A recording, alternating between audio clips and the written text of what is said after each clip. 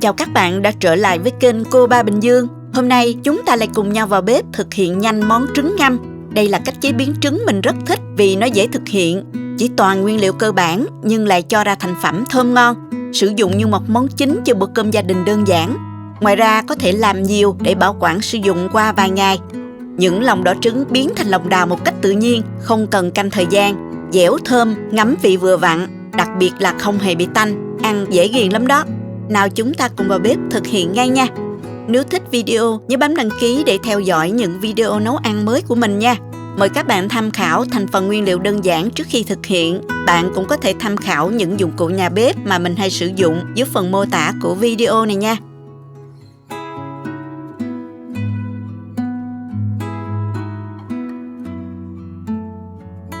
Đầu tiên mình sẽ sơ chế những nguyên liệu này ha các bạn. Hành bơ rô thì mình cắt miếng to như thế này. Bạn nào không có hành bơ rô, mình có thể sử dụng hành lá cũng được nha. Hành tây thì mình dùng nửa củ nhỏ. Cắt múi cao ra luôn ha các bạn. Tiếp theo là tỏi. Nếu tép nhỏ thì mình để nguyên tép, còn tép lớn thì mình cắt đôi nó ra. Ớt này mình bỏ cuốn để ngâm chung luôn ha. Nếu bạn nào thích ăn cay hơn có thể đập dập ra nha. Tiếp theo thì mình sẽ đi tách lòng đỏ. Mình lấy một cái tô lớn nè, đập nguyên quả trứng cho vào tô luôn.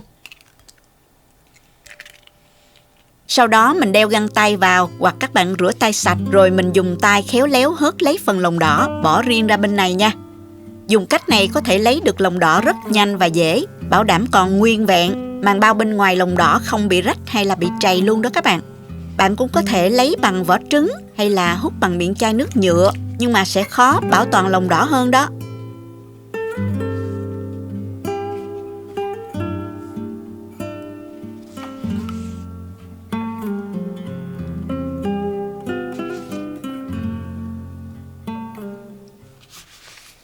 Bây giờ mình cho nồi nhỏ lên bếp nè. Cho vào đây 300ml nước tương, 3 muỗng canh đường. Các bạn nếm thử để điều chỉnh theo khẩu vị gia đình nha. Mình cho vào 3 muỗng canh rượu nấu ăn. Nếu không có rượu nấu ăn thì các bạn có thể thay bằng 1,5 muỗng rượu trắng cũng được. Rượu sẽ giúp món ăn của mình thơm ngon và khử đi mùi tanh của trứng đó. Mình dùng rượu nấu ăn loại này nè, các bạn dùng hiệu nào cũng được ha. Tiếp theo mình cho vào tỏi, hành bao rô nè, ớt. Cuối cùng mình cho vào hành tây. Bật bếp và mình đun sôi hỗn hợp. Đợi cho hỗn hợp sôi khoảng 1 phút thì mình tắt bếp nha. Bây giờ mình sẽ cho ngay hỗn hợp còn nóng này vào tô lòng đỏ trứng đã tách sẵn.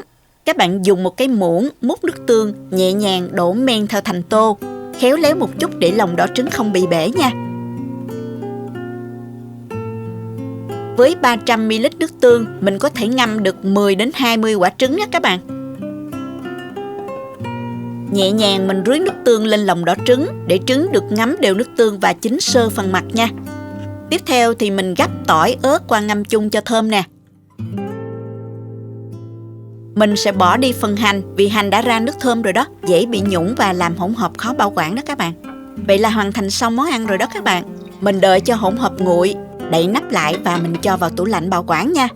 Mình nên chờ ít nhất là 2 tiếng trước khi sử dụng để trứng ngấm hỗn hợp nước tương sẽ ngon hơn nha. Đây là món trứng ngâm để trong tủ lạnh được khoảng 2 giờ rồi nè các bạn. Những lòng đỏ trứng bây giờ đã ngấm nước tương. Phần vỏ bọc bên ngoài của lòng đỏ trở nên dẻo và dai hơn rất là nhiều.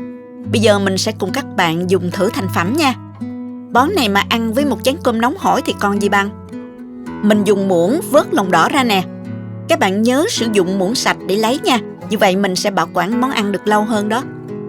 Lòng đỏ trứng giờ đã được trở nên dai hơn và ngấm hỗn hợp tương nè các bạn. Mình có thể lấy bằng muỗng dễ dàng. Các bạn có thể rắc thêm mè rang, ăn cùng một chút ớt cay cay hay ăn kèm rau dưa leo tùy thích nha. Bây giờ chúng ta thưởng thức nha. Trứng trở nên sệt lại như trứng lòng đào. Bạn có thể trộn vào cơm nóng để thưởng thức ngay. Hoặc bạn cũng có thể để trứng đông lại thêm trong tủ lạnh. Lúc đó trứng trong lại và dẻo nè, không còn chảy nữa.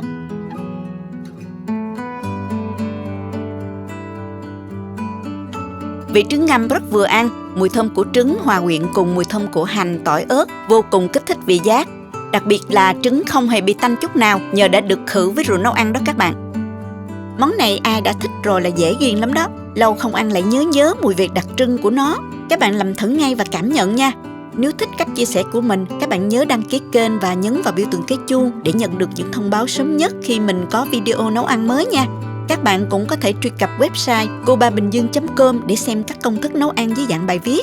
Cảm ơn các bạn đã theo dõi. Hẹn gặp lại các bạn trong những video lần sau.